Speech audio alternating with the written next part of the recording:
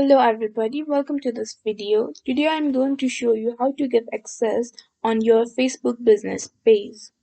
First of all, make sure that you are on your Facebook business page, then go to settings on the side panel.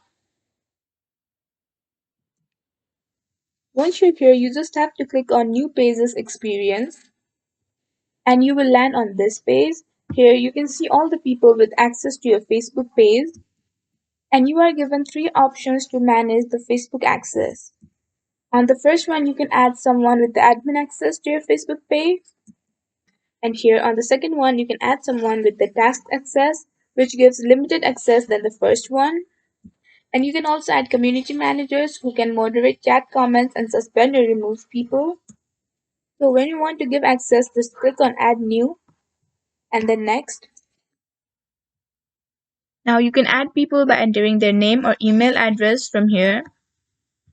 And once you've selected the person, all you have to do is select the access level that you want to give them on this page.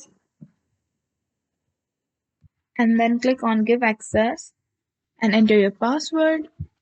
And once they've accepted your invitation, they can get access to your Facebook page. And that is it. Thank you for watching this video.